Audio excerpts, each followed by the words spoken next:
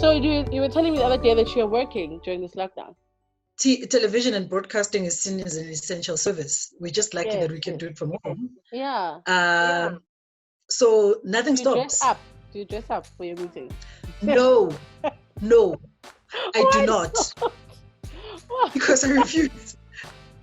Portia, I have not seen makeup Yeah. since we haven't been in like the office physically since the 16th of March.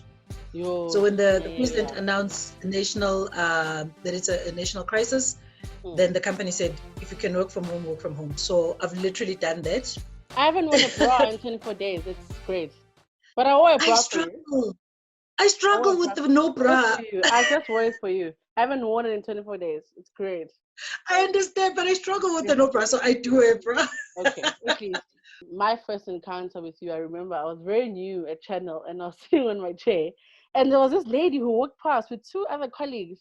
You were just so present and so, I was just like, who was this? You know, for those that don't know you, I know it's a very broad question, but who is Nondu? First lady. And the only reason why you felt like I have presence is because I'm 1.82 meters tall, right? No, besides that, there's something about your energy that is just so amazing. Thank you for that, Portia. So I'm Nondumiso Mabece. Mm-hmm. And those that are around in the industry many years ago and are old enough to remember, I was Nondumiso Mabece back then. You are not that old. Jeez. Okay, fine. I feel ancient.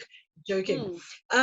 So yeah, I'm Nondumiso Mabece. I currently work for Multichoice Africa, and I look after marketing and PR, or rather consumer marketing and PR for Multichoice Africa. When did you know when you were young that this is where I'm going? I definitely didn't. So I won't lie. As a child, I was more interested in karate than my school books. I was, so I got into karate very young, at like the age of 5, grew up with it, loved it.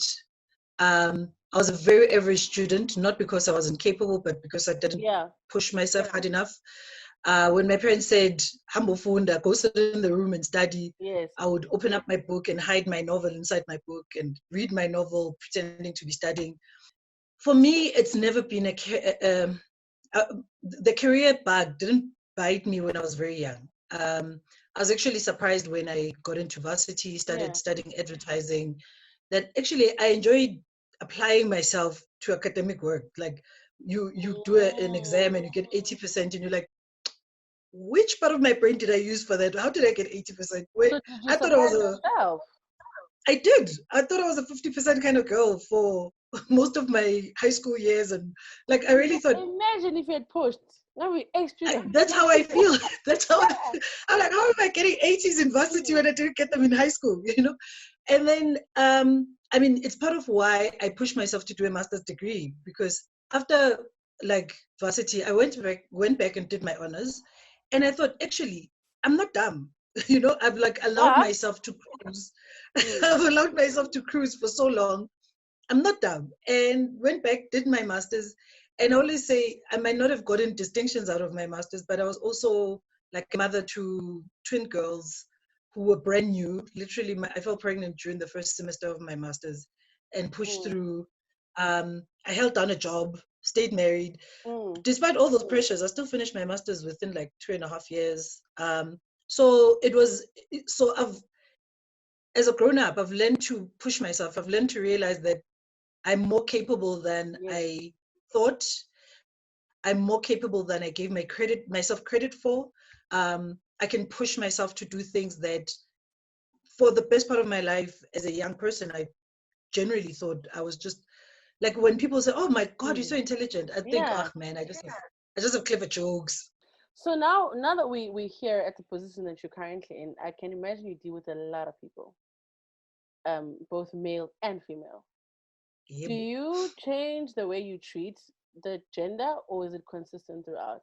I really do think I treat everyone the same. I've got a very playful nature where I like to joke around a lot. I like to tease people, and I think I'm an equal opportunity offender when it comes to that. So I really do treat people the same, both male and female. And I think I've been lucky to have very supportive both male and female bosses. So I can't necessarily say I've had to change who I am around certain men, or I've had to change who I am around certain females. Yeah. But the reality of being exposed to any kind of human, whether in the workplace or out of the workplace, is that I have been treated differently by either males or females. You know, I might think I'm treating people the same and treating people in the same manner, but I've certainly felt that there were people who didn't necessarily treat me the same because I was female, and they were male. And I've gotten a lot of support, for example, from females who probably saw in me a bit of themselves, you know? So I certainly can't say I haven't seen it happen, that we treat each other differently based on gender, but I've been lucky enough to be consistent in how I behave around people. So in those moments, right, like you're saying, when, you know, maybe you were treated differently because you're female, how do you handle it? Number one, if it's constructive, then I would show my worth by doing my work hard, Okay. by delivering on my work. And sometimes it's not constructive. So the most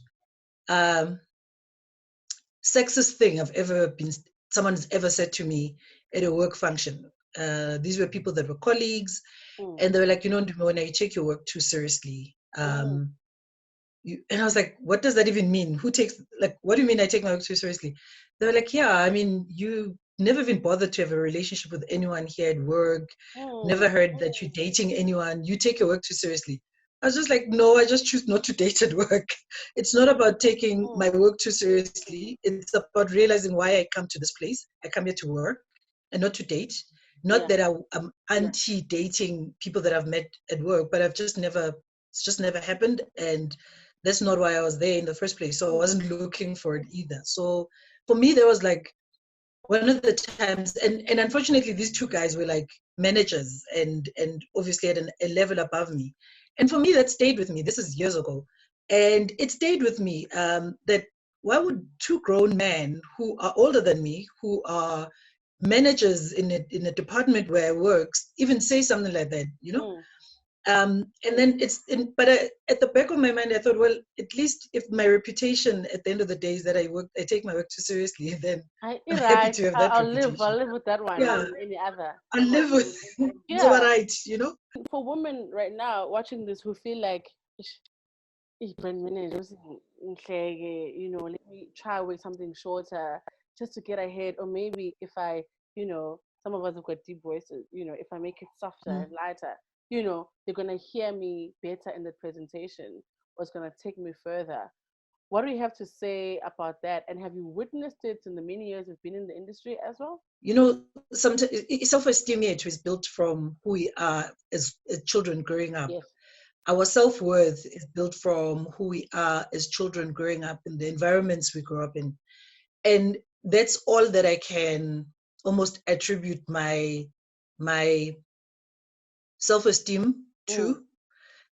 So I've seen that, and I've been in environments where there's almost an expectation for women to act differently. And I've always found that I'm not able to do that because I know that who I am needs to remain consistent. My work needs to speak for itself in any kind of work environment.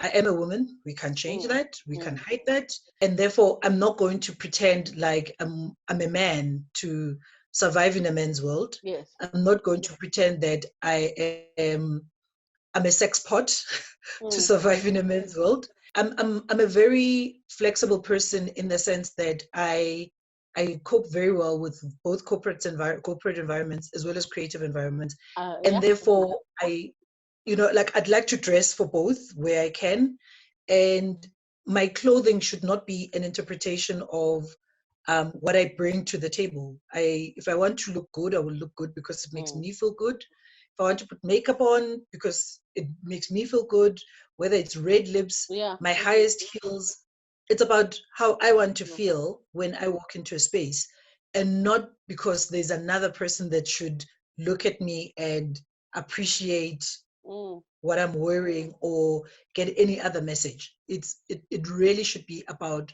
how I feel, because I always believe that at the end of the day, my integrity is important, right? How I present myself, how I'm seen is, I need to be able to go home at night and be proud of how I've presented myself to people. Where do you think it comes from? Where do you think we need to go back and sort of fix certain things so that we don't come to work and feel like we need other things to speak for us other than our work?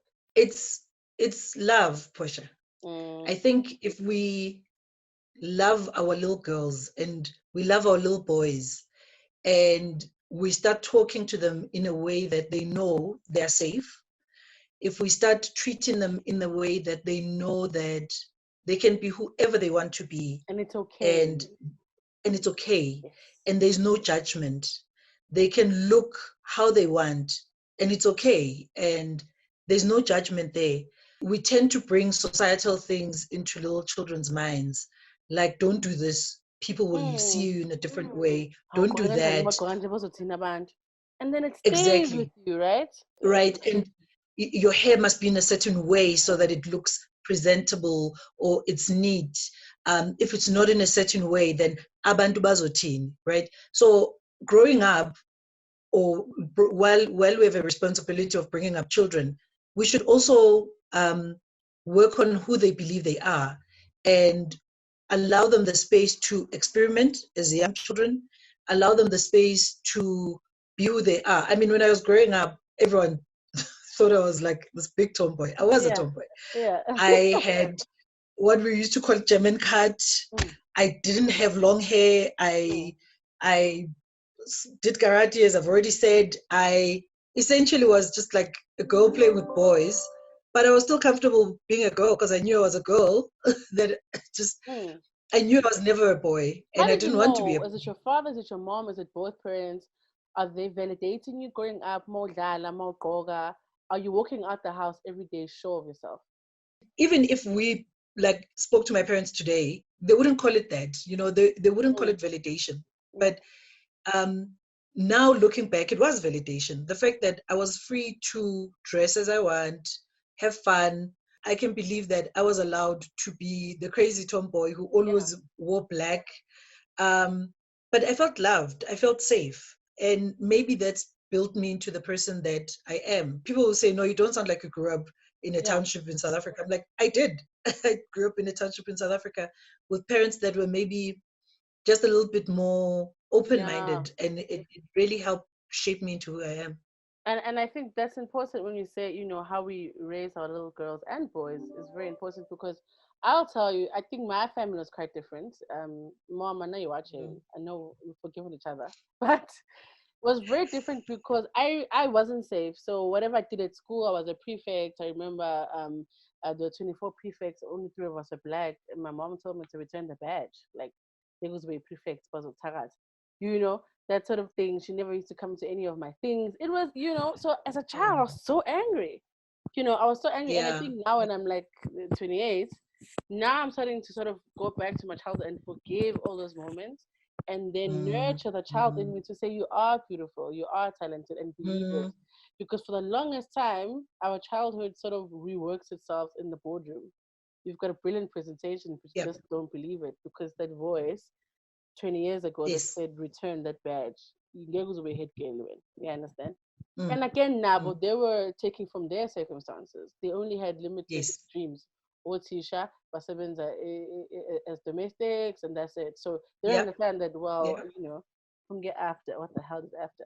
So it's taken a long time for that forgiving pattern to work. And I think once I forgave and I started getting back, my confidence started coming up. So now I can walk around with hair like this because, you know. And I also think accepting yourself as well counts, because I've realized with my hair, right? Weird story. My family's always hated it. And I've always wanted to change it for them. Like, they stopped and I said, I like it. Say, right? I told you, Because they love you more than they think about your hair. Yeah. They love you. You are more But I had important to than your hair. accept it for me as well. Exactly. It's very important, Portia, that we have to accept ourselves first before we expect anyone else to accept us, right? So as much as I say I grew up in a very loving environment, I had to look back at my childhood with the context of what was happening around my parents, the period when I grew up. I grew up in the 80s, guys. Let's not pretend like we grew up in 2020 where your parents can have deep conversations with you. I grew up I've realized as a grown up that I've only probably heard my father say I love you as a grown up, and generally I've had to say it first. But at no point did I think this man doesn't love me, because his way of loving me was asking me what did I do at school today, you know. Homework. Yes. Homework. Why are you sitting there watching TV when it's a school night? Don't you have exams? That was his way of showing love. So do you think your relationship with your father, how did that curve or paint your relationships when you were a bit younger, before you were married? Because I'm taking this from those two guys at a work function saying, I now, so that's such a. Your answer is so I don't need to. How are you that woman at that point? I started working at SABC when I was 23, right, as a brand manager, as I said, and got the job. Everyone was excited for me. My family was excited, and because my father was a priest, they had bought a property where me and my sister can go stay, so that when my father retires and leaves the church house, so this is now me, got in the job at SABC. I was working in advertising at the time. They say, so got the job, you're starting in March. I'm excited. And then my parents summoned me to come home after work the one day. It was very weird because I used to go home every weekend. I still do. Every Sunday spent at home with the parents. They live close enough that I can do that after lockdown. And then so they called me and they said they wanted to talk to me, and I thought that's very strange. I've never been summoned through my parents. They usually just tell me over the phone whatever they need. So I drove home, got there, and they sat me down and said, okay, so there's a big shift that's about to come over your life. You're about to go work for a very big corporation. You've worked in advertising, yes, but it's been a smaller environment. SABC is very big, and when you get to SABC, you're going to be managing people. So you're young, you have a temper, manage the way you deal with people, manage the way you treat people. And when you are in a big space like that, you're going to be exposed to so many men. You're going to be exposed to men from different backgrounds, rich, poor, whatever the case is. Don't forget who you are, and don't now start behaving in such a way that you wouldn't be proud of yourself. Yes. And that talk stayed with me. Like that, as I say, my parents were not very big, like, let's have a family meeting kind of people. But for them to call me and sit me down and say, something big is about to shift in your life, and you can come we in, need Mom. you to just remember who you were. Yeah.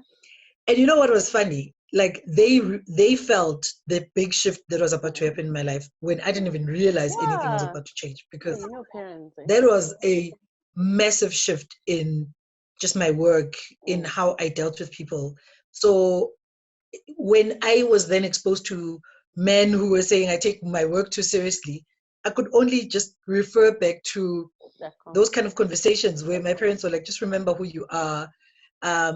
I was lucky to start dating my current husband when I was very young, actually. And even then, he was already my boyfriend. And my parents were like, now that you see celebrities and you see people that you think are better. I was just like, what? Yeah, man, I could date a celebrity too. What's your take on that? On women who are the ones that are putting pressure on other women to do certain things when it's woman on woman now? What's your take on women relationships? That's a bigger crime for me. I can forgive a guy who, in my opinion, is just wanting me to do things that are totally not part of who I am. I can't forgive a woman who does that. I'm a friend. I am a sister. I am a daughter. I have women-to-women relationships. I'm a mother to two girls.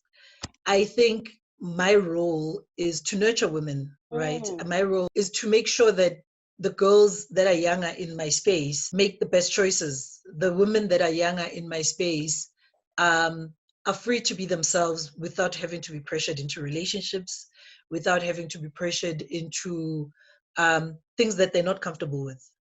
So if you ever ask any kind of woman that I've either worked with or that's reported to me or that's had any kind of engagement with me, number one, I am always pushing for people to study further.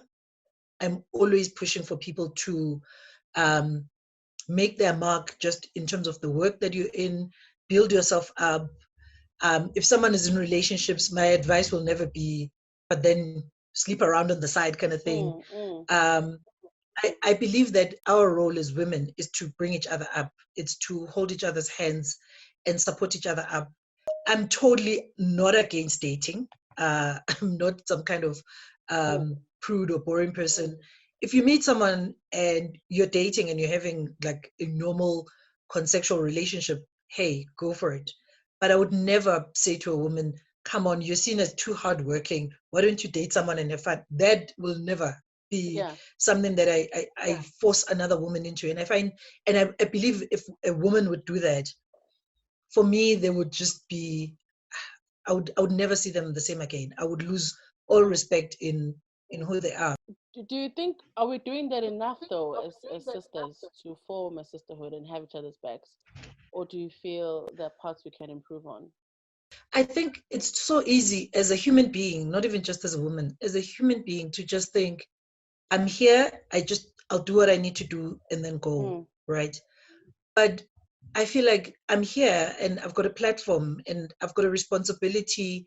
There are people who report to me. What am I doing to nurture them? They're young women in the organization. What am I doing to nurture them? There's a guy who started working with us recently, and I was having a conversation with a young lady who doesn't report to me, but that I've just built a friendship with, and we're talking about careers, next steps for her. And after that conversation, he started saying, I'm the Michelle Obama of Multichoice. And I said, well, it's not a bad thing. She's an amazing woman. Yep. And if that's my mark in the world, then I'm more than happy to have that as my mark in the world, because I think we need to fight for our space. We need to fight for making sure that people behind us don't make the same mistakes we might have made, purely because no one is saying, now you're walking into a pitfall, people behind us shouldn't make the same mistakes we made. We should be able to say, listen, the path you're taking is about to lead you into the worst space possible. Careful. Or don't change your job just yet. Hold on. There's big things coming for you. Fight for this role. Fight for that role. Don't let people dishearten you and give up. I really feel like that's my space. That's my role, is to not only go to work every day or not only to deliver on my job, but to also look at women around me. Are they okay? Especially younger women. I believe I'm lucky enough to have a tribe of sisters in my work environment who are younger, who are older, who I can speak to freely, who can speak to me freely, and they're smart. And I can go to them and say, I'm about to make this decision. Does it sound like I'm crazy? Or I'm about to take the job offer. What do you think? Here's why I'm thinking of doing it. And Sponisane, it's Sponisane, and without necessarily having any kind of professional jealousy towards each other. But it's important for us, and it's not even a mentorship thing, but it's just about building a tribe of people. I might not talk to them every week. I might not talk to them every month, but I know when I pick up the phone and I send a text, they'll respond, and the responses I get will build me into the person that I need to be. Yeah, definitely. I think for me, I learned the tribe thing very hard. I've learned very hard lessons. But where I am now, it really is a beautiful circle. And speaking about tribes, right? So when you're young and you're trying to be on the come up, as someone who's in corporate or even any other industry, actually, how important is it in terms of association? I'm coming to work every day. I want to make friends. I also want to do my work. And there's always that group. I want to say hi, but they're always gossiping. But I also don't want to be isolated and victimized.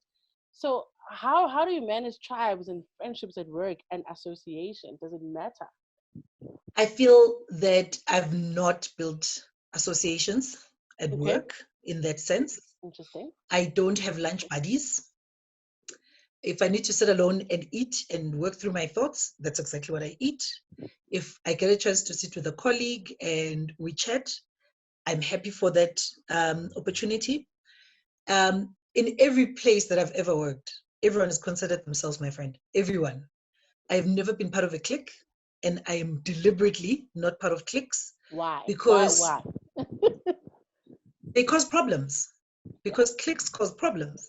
Once we start having friends who dress a certain way, um, go to certain places, hang out together, it starts building a very dangerous environment in the workplace. Remember, when we come to work, we're all equals. When we come to work, we are there to do a certain task, and it's all about making sure that we grow our careers and we grow as human beings.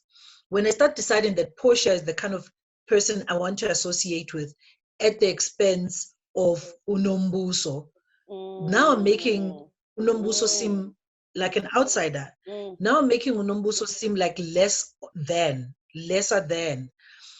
My opinion of Unombuso and Portia should be the same because we work together. I've always So believed that I'm a kind of person who yeah, stays out of office politics, out of politics as a whole. So every environment that I've been in, any friends that I've retained outside of working in that space. Any friends that have remained my friends were because we could build a sisterhood that had nothing to do with treating outside. other Yeah, people badly. yeah.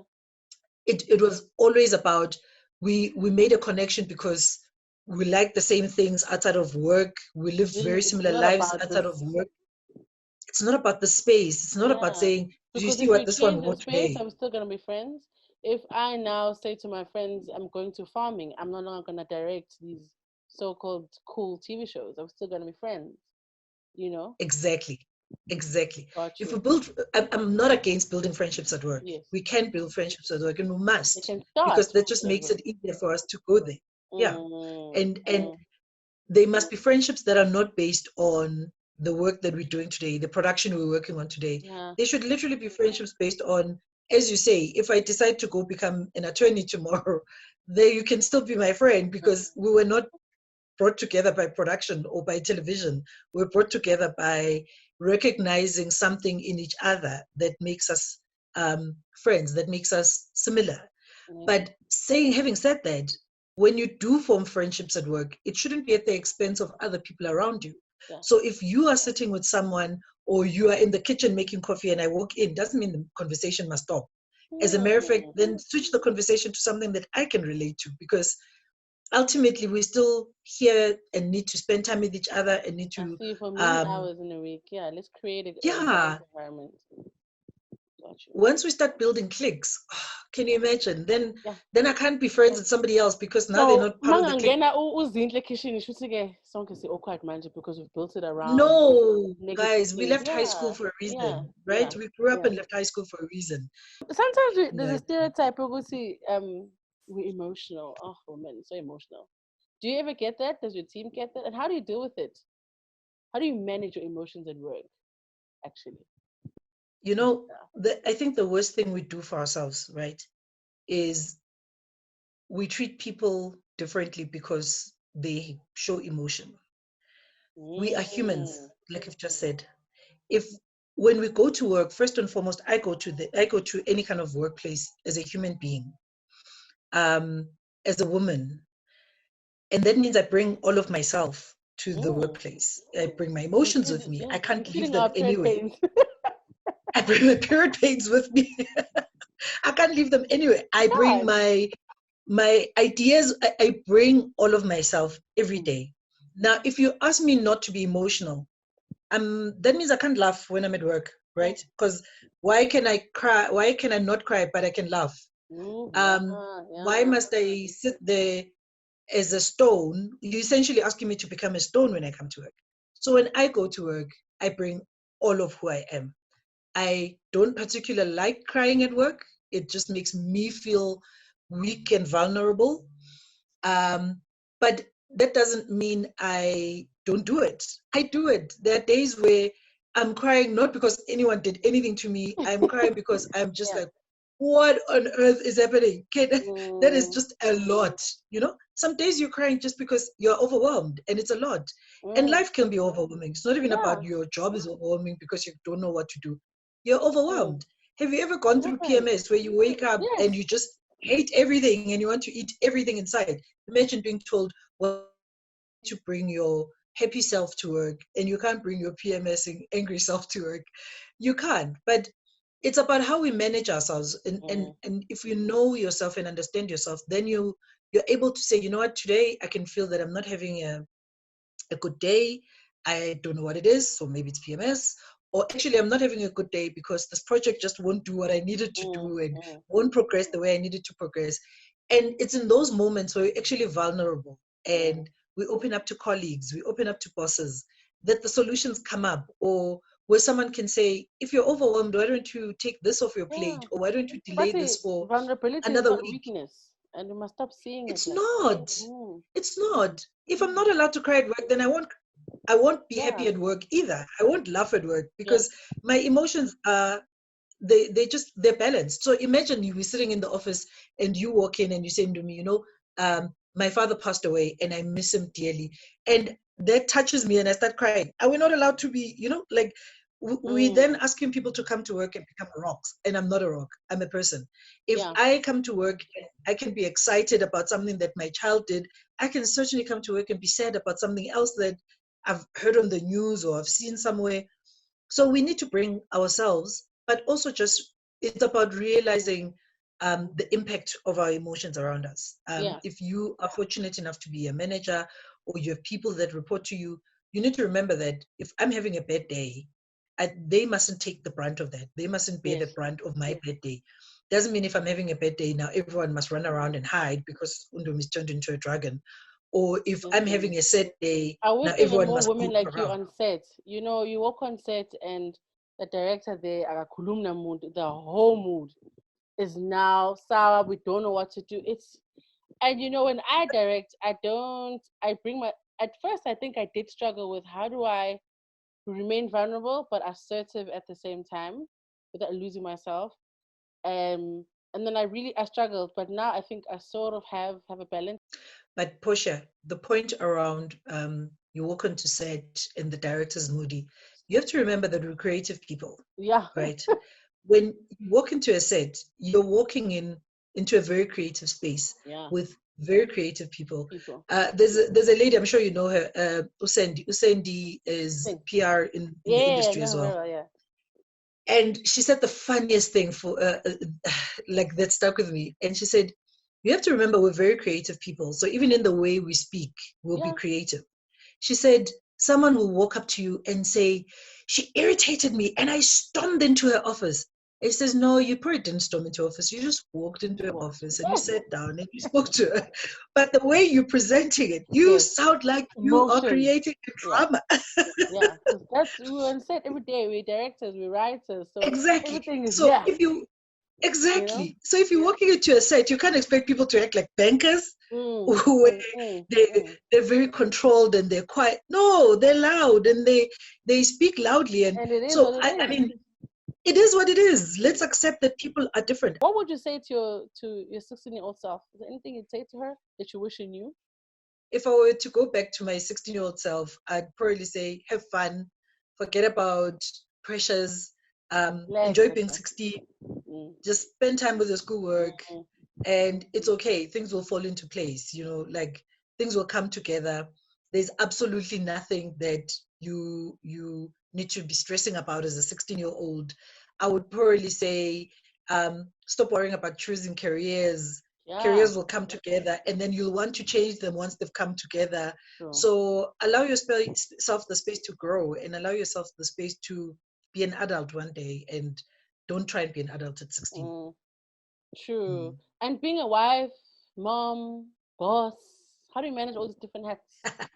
Every day has to be broken up into different parts. And I've never been a believer in work-life balance because I don't think it exists. What's work-life balance? Sounds Exactly. so like a book. It sounds like something you read in a book, but it's about every moment needs to be about what needs to be prioritized, right? So if work has deadlines, then work needs to be prioritized. When the work is easier, then family is prioritized. Family is always important. Family is always number one. If I don't have to work over the weekend, then it's my time with my children. It's my time with my husband. Also having an understanding husband is one of the most amazing things that could have happened in my life. When I need to travel for work, he's there supportive, being supportive. He's cooking and making sure homework is done. I don't have to be stressing about homework when I'm in another country. When I phone and I say, dude, things are not coming together. Like, I'm leaving the office at 8 today. I don't need to worry about what the kids will eat. They will have eaten. Oh, that's amazing. Yeah, papa. No. Yeah. And I there's know no I've got a judgment partner. when you get home as well. Today we came home. Yes. It's amazing. No, and you know that's why I'm saying work sometimes takes up such a big space when there's deadlines that you leave the office at 8 purely because you need to drive home. But when you get home, you need to continue working because this thing is urgent and it's due tomorrow. But I know that my family is still together, and I'm still the mother. I'm still a loving parent. I'm still a loving wife. Tomorrow morning we'll wake up and we'll do things all over again. I insist on driving my girls to school every day because I can't fetch them because I know I'll only be home by 7. So that's the one thing I can do every day, drive them to school. I prepare their lunches because that's the one thing I can do every day. I can make kaftin. Yeah. You know, when I'm home, I like to cook. Where I can, and allow yourself the space to be multiple things. Don't try and be superwoman. Don't outsource everything. Yeah. But do what you can. I mean, now with lockdown and aunt is not here, I cook, I work, help with homework. And today, for instance, my husband pulled out the ironing board and started ironing all the laundry because I just can't get to it with everything that's happening. Oh, Took a broom, swept the floor. So it's really just about having people around you that are supporters of your cause as well, you know? And that's one of the most important things in choosing a partner or choosing a husband or a wife. Just choose people around you who are willing to understand that this is what you need to do and this is what fulfills you. But also now play your part. When you're finished, don't just do nothing. I got you. Post lockdown, jeez. What do we look like in broadcasting? So broadcasting is going to be very different post lockdown. I think our world is going to be different post lockdown. Social distancing. One thing we can all agree as a society is that broadcasting and television and the television space has become so much more critical during the lockdown period. Because when you think about how right now we're all at home, if you're not working and not doing any kind of family activities, you're sitting in front of the screen. You're watching. People are complaining that they're getting tired of their remote controls because that's all they're doing, pressing. So content has proven that it is absolutely critical in our lives for whether it's entertainment, I whatever underestimated the value of what we do until lockdown. Yeah, exactly. So post-lockdown, it will still remain extremely critical, but maybe also it'll give us an opportunity to see how we can make a lot more content that doesn't require us to be 80 people on set, right? Yeah. Or 30 people on set. How do we make shows with just 3 people? How do we make more shows like this where one person is sitting in KZN and another one is in Gauteng and we're putting together something? So I think the world of broadcasting has to be a little bit different post-lockdown, but the world as a whole. Yeah. The world as a whole has to be different post-lockdown. What are some of the positive things you're taking away with you when lockdown is over? Not that we're going to get back to normal, but in the past 21, 24 days, what are the things you're like, this I'm going to keep? Exercising at home. Yeah, I've discovered home workouts. I'm like, I don't have to run in the streets to lose weight or to keep fit or to stay healthy. I discovered if I walk around my house 60 times, it's 5 kilometers. Yeah. So now I don't need to go into the streets to walk and or run. I can just do it in the yard on days when I can't be in the streets. So, and I've discovered that spending time with this much time with my family is just, it's nurturing as opposed to anything else. And I'm loving it. And I feel like we're busy with work and all of that, but the time we are spending with each other is also just really amazing, and I'm enjoying it.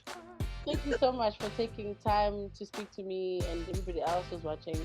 I think you dropped some very powerful gems there, especially for us young ones come up. And I think people that report to you are so lucky. I wish they knew to have you as a boss. It sounds like fun and empowering. So thank you so much, Nondu. I really, really appreciate it. Thank you, Portia. It was fun.